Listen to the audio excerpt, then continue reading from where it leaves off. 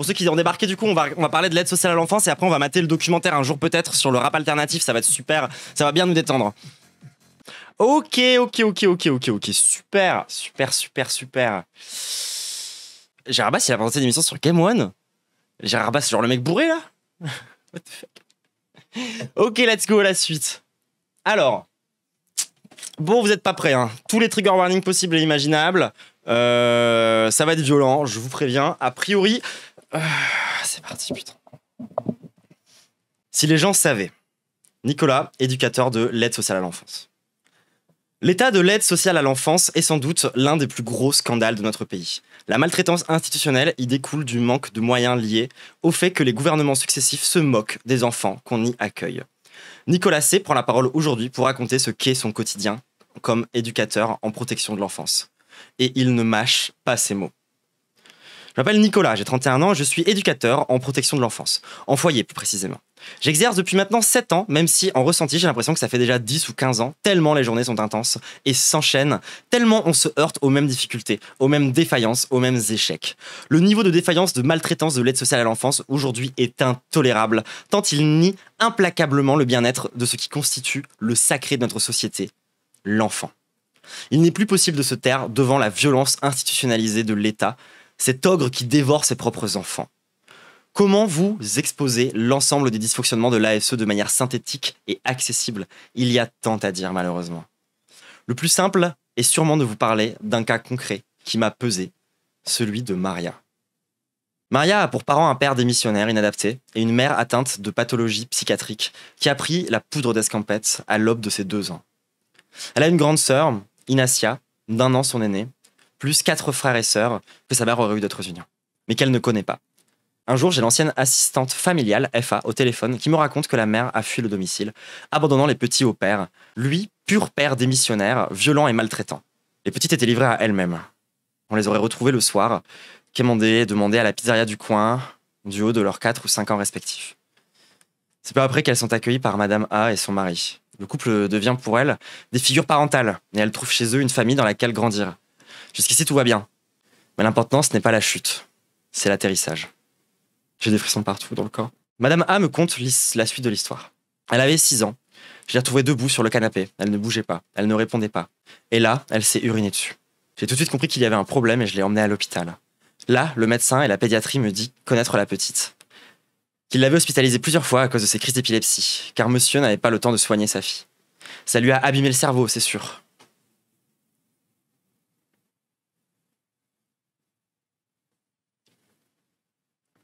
Ainsi, en plus de découvrir la genèse de Maria, je découvre une possible origine à sa défaillance mentale. Oui, car Maria, du haut de ses 12 ans, a plus ou moins 6 ans dans sa tête. Elle a du mal à gérer sa frustration et ses angoisses dues à ses traumas. Pour l'aider à se canaliser, elle prend 80 gouttes de tertian par jour. 25 gouttes supplémentaires en cas de crise. Avec 2 mg de ripesdral. On peut parler de dostocheval. Oui, on peut parler de dostocheval.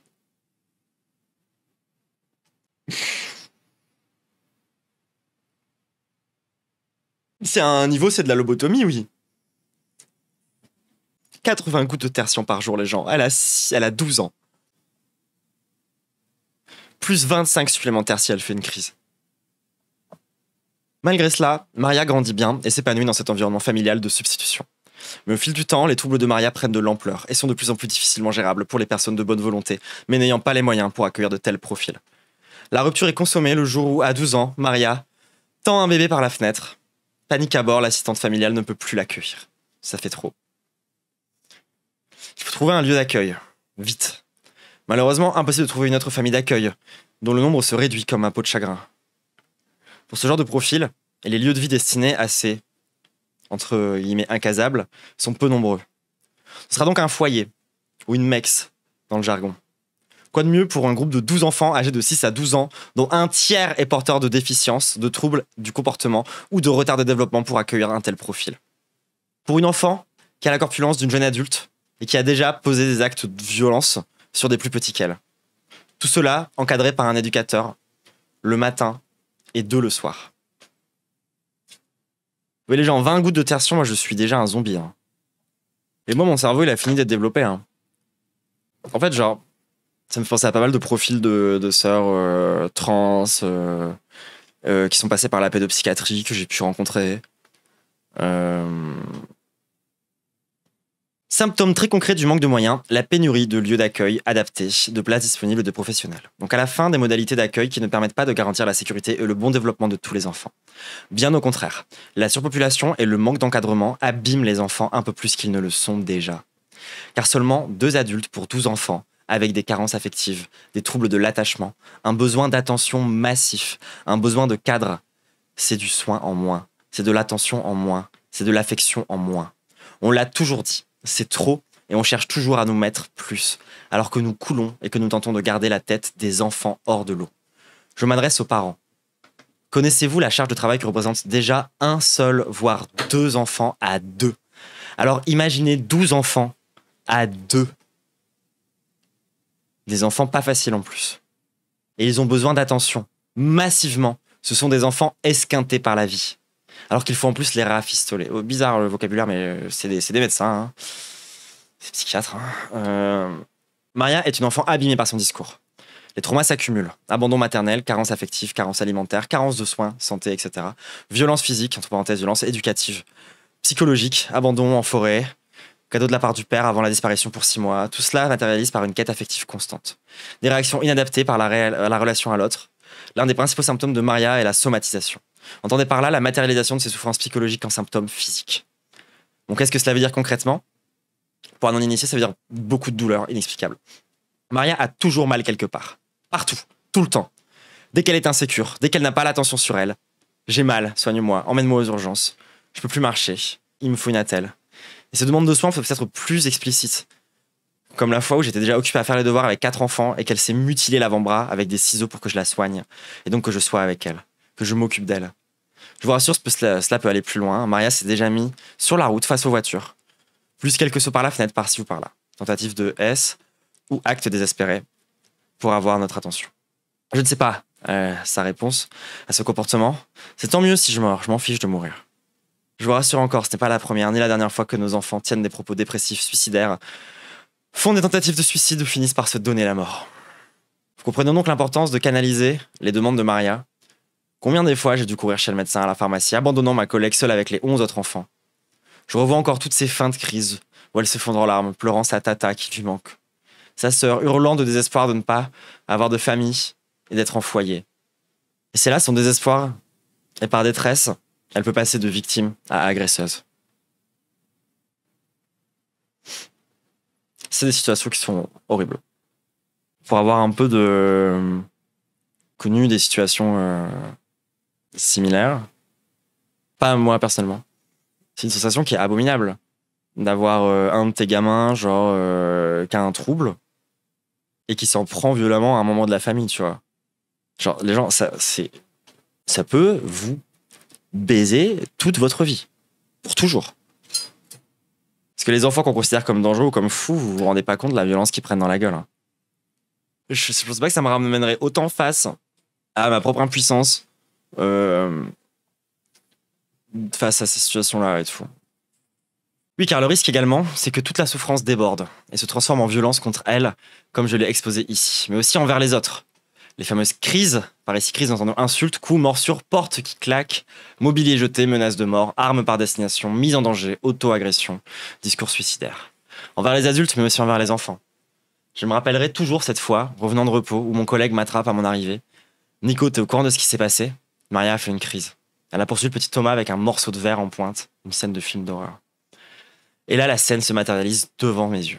Le petit Thomas, 6 ans, encore en pleurs, courant pour sa vie, et Maria, qui fait le double de sa taille, le poursuivant, le menaçant. Déjà que nous, adultes, ces images nous terrifient. Pouvez-vous seulement imaginer ce que ressentent ces jeunes enfants à ce moment-là, en vivant ces scènes? Nous les retirons de leur famille pour les protéger, et finalement nous les exposons aux éclats de violence d'autres enfants brisés. Dans le jargon, on appelle ça la cohabitation, quand on met plein de profils différents au même endroit. Ce qui est un choix, hein, au passage. On pourrait mieux s'occuper de ces enfants. C'est un choix politique. Oui, je parle au pluriel, ces scènes, car ça n'arrive pas qu'une seule fois. Non. Il y a des semaines où c'est quotidien. Et concernant Maria, il y en a eu tellement que je ne peux pas m'en souvenir. Il y a eu la fois où Maria a jeté des pierres au visage de mes collègues, Elle avait aussi poussé une collègue dans les escaliers. Une autre fois où elle traînait une jeune par les cheveux tout le long du couloir. Puis toutes les fois où elle a hurlé, menacé de nous tuer, jeté des meubles sur des portes, les fenêtres claquées, les portes violemment, blessant de peu des enfants et des collègues. Toutes les fois où ses cris se terminaient par des sanglots, des regrets étranglés de sa voix nouée, de sa gorge nouée. La culpabilité qui venait à chaque fois éroder un peu plus l'image qu'elle a d'elle-même. Abibant encore et toujours. Ça, c'est un autre truc aussi, genre il faut pas croire que les gamins qui ont des actes violents, etc., derrière, ils le vivent bien aussi, en fait. C'est vraiment des situations dans lesquelles tout le monde sont des victimes, y compris cette gamine qui va, genre, se détester toute sa vie, hein, à cause de ce genre de choses. Si elle n'a pas une bonne thérapie, etc., qu'elle n'est pas suivie correctement et tout. Et nous, en réunion, demandant que les choses bougent pour elle, alertant sans fin. Je revois les filles, mes collègues, les yeux dans les yeux, avec notre chef de service, disant qu'elle craignait de venir au travail, d'être blessée, que les enfants soient blessés. Les collègues enceintes craignant pour l'enfant qu'elle porte. Si nous avons peur, alors que ressentent les enfants vivants sains du foyer? Et notre chef qui tente tant bien que mal de garder la face, mais dont le visage trahit l'inquiétude et l'impuissance.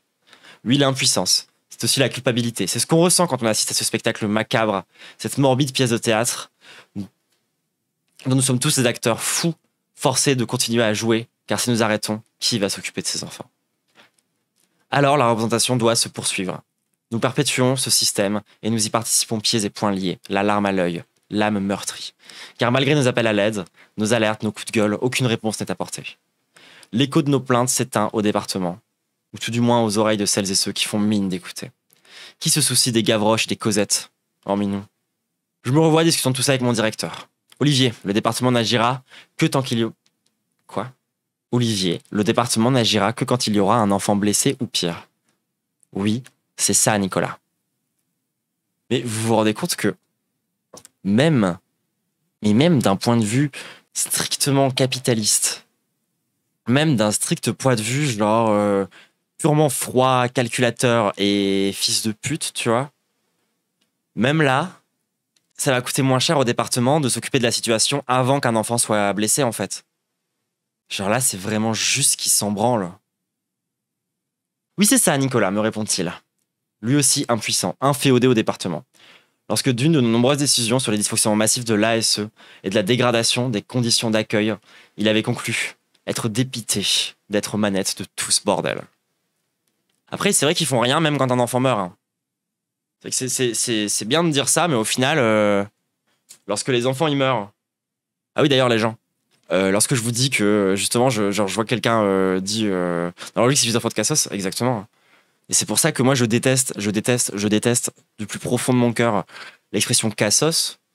Parce que l'expression Cassos, au-delà d'être hyper classiste, d'être hyper raciste, c'est aussi hyper validiste. Hein, c'est ces enfants-là dont on parle. C'est des cas sociaux. Voilà le quotidien de Maria au foyer. Être noyée au milieu de 11 autres enfants, encadrés par des équipes éducatives débordées, qui changent tout le temps, qui démissionnent, qui sont en arrêt maladie, remplacés, un coup par un tel, un coup par une autre. On ne sait pas qui s'occupe des enfants de demain, qui les surveillera cette nuit. On ne peut pas sortir, car pas de budget et pas assez de véhicules. Donc tant pis, on va au parc, c'est gratuit. Mais me direz-vous, Maria n'est pas tout le temps au foyer? Elle va à l'école, non? J'y viens. À 12 ans, elle est scolarisée en ULIS, dans une école primaire, en attendant d'avoir un espace en IME. Je sais pas ce que ça veut dire. Une nouvelle fois, le manque de place, le fameux manque de moyens. En fait, je pense qu'elle est mise dans une école normale au lieu d'être mise dans un institut spécialisé, quoi. Concrètement, c'est ça que ça veut dire. Il faudra en général plusieurs années pour avoir une place dans un établissement spécialisé. Ah bah ça tombe bien parce que les études en plus ça dure éternellement. Pour Maria, ça va prendre 3 longues années. Et encore, elle décrochera une place car notre chef de service va la pistonner auprès du directeur de l'IME du secteur. Merci le réseautage. Alors que c'est un droit attribué par la MDPH, mais que l'État et le département n'appliquent pas faute de place, d'établissement, de moyens humains, de volonté. En attendant, les enfants sont maintenus dans le milieu scolaire ordinaire au grand regret des écoles qui tentent tant bien que mal de ne pas offrir de l'occupationnel et de la garderie malgré leurs souffrances et leur propre dysfonctionnement. Ulysse, prononcé Ulysse. Ah oui, d'accord, c'est les classes. Ah oui, c'est vrai que j'ai déjà prononcé Ulysse, je pense que j'aurais compris ce que ça voulait dire. Combien de fois nous avons appelé en pleine réunion le mardi par une directrice à bout demandant de venir la chercher car Maria avait jeté une chaise sur son enseignant et était ingérable. Et nous, lassés de voir cette même scène se reproduire, leur répondant d'appeler les pompiers, car ça ne relevait pas de notre compétence. Comme toujours, on nous a demandé de récupérer les enfants quand ils ne tiennent plus à l'école. Comme si le foyer était la solution en ces murs. Mais qu'allons-nous faire d'eux toute la journée? Nous avons du travail administratif, des mails, des écrits, des coups de fil, des accompagnements à faire chez les orthophonistes, psychomotriciens, médecins, visites médiatisées, rendez-vous à l'ASE. Nous n'avons pas le temps de nous occuper d'eux, et ils finissent par végéter au foyer. Combien de fois j'étais au bureau, débordé de boulot, et Maria assise, en face de moi, dans le couloir, avachie dans le silence. Quant à moi, j'étais torturé par le choix cornélien de faire mon travail administratif ou de passer du temps avec elle. Ce qui signifie ne pas remplir mes impératifs sur la situation des autres jeunes, donc avoir un impact négatif sur eux et leur accueil. Ou la laisser végéter et m'occuper des autres situations. Du coup, on fait le choix, on fait des sacrifices. Et on sacrifie souvent les mêmes. C'est sa place, celle de ceux qui n'ont pas de place, ceux qui sont sacrifiés sur l'autel de l'austérité, ceux qu'on ne pourrait pas sauver, ceux qui coûtent trop cher, car leurs besoins sont trop grands. Oui, car ça coûte de protéger un enfant. Il y a un prix de journée, pour ça fixé par le département. Imaginez mettre un prix sur la souffrance des enfants. Littéralement le prix de la vie. Se restreindre dans l'assistance à cause d'un budget de plus en plus limité pour aider des enfants abîmés par la vie. Tu dois te débrouiller avec ça, et attention, tu ne peux pas demander des moyens en plus, même si la prise en charge des enfants s'alourdit, car tout est compris dans le prix de journée. Malgré tout ça, on bricole, on improvise, on se rajoute du boulot en plus, on se coordonne avec les collègues et les partenaires comme on peut. Maria va à l'hôpital de jour aussi. Elle est encadrée par des soignants, où elle fait des activités, mais bon, eux aussi, ils galèrent avec elle. Elle n'adhère pas à l'accompagnement, du coup on enlève des demi-journées à la LDJ, et on la récupère. On propose l'intervention d'un service extérieur dédié aux cas difficiles. Soit ils viennent poser un diagnostic et des outils pour aider Maria dans son lieu de vie ou à l'école, mais c'est pansement sur jambe de bois. Ça ne répond pas à ses problèmes de fond. Oui, gouvernement d'assassins. Le prix de la journée, genre vraiment je vais crever. C'est comme la tarification à l'acte, mais bref. Plusieurs fois, au vu de nos nombreuses alertes, sa psychiatre a demandé une hospitalisation en psychiatrie. Mais impossible, pas de place. Et tant mieux, en fait c'est ça qui est horrible. La pédopsychiatrie, putain.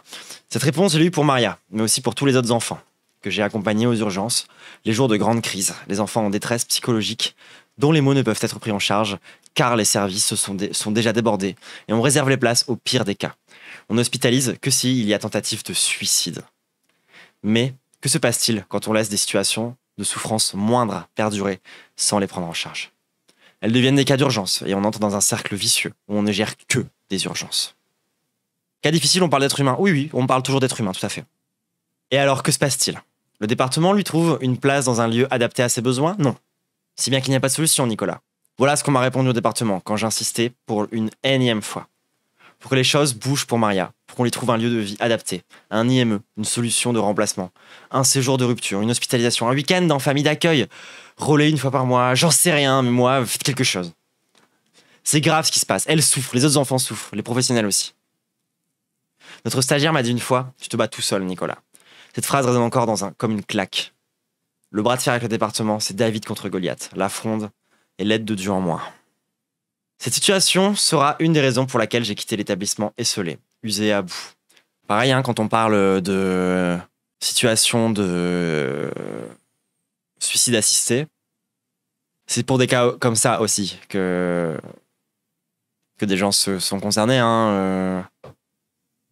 Cette situation sera l'une des raisons pour lesquelles j'ai quitté l'établissement, esseulé, usé, à bout.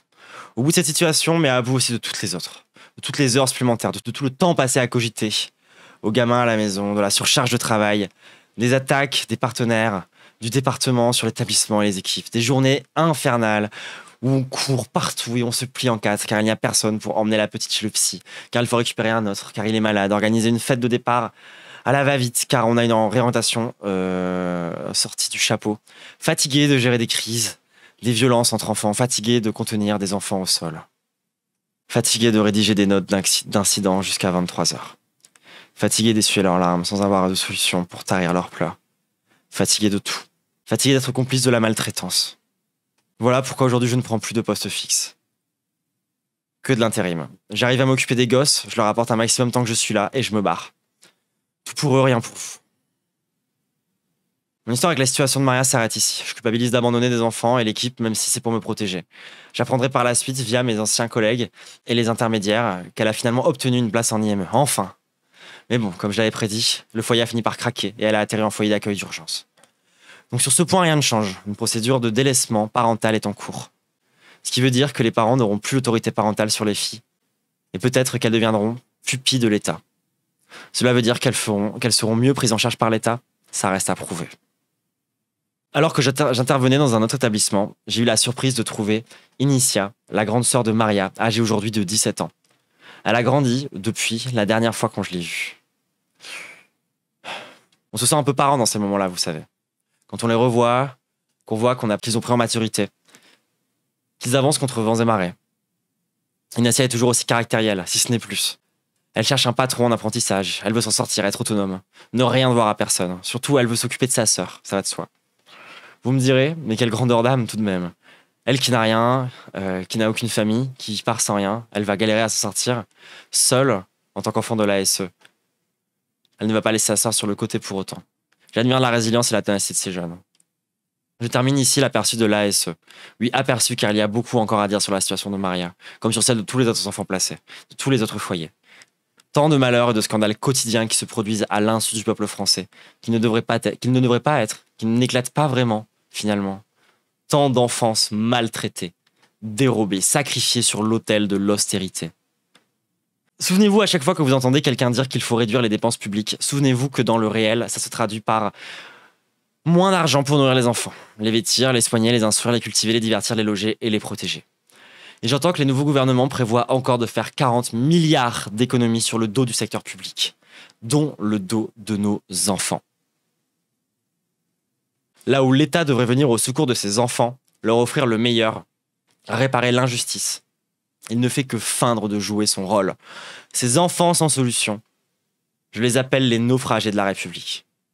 Heureusement, il y a des enfants de l'ASE qui s'en sortent, mais pas suffisamment. Pas autant que la France devrait les sauver.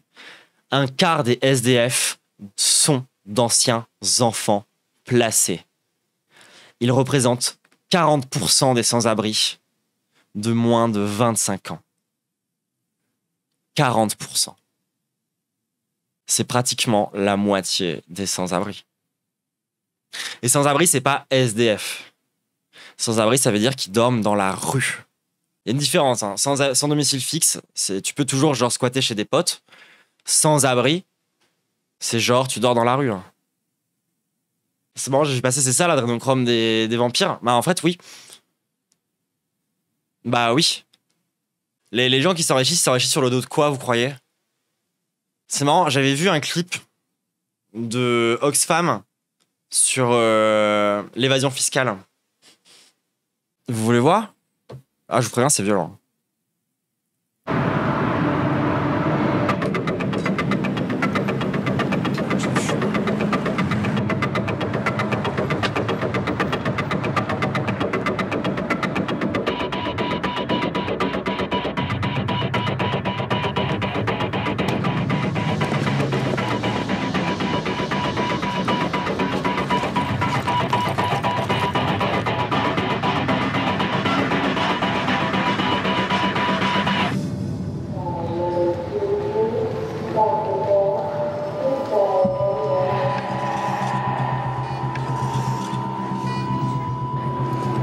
Voilà, maintenant imaginez des enfants de l'assistance à l'enfance.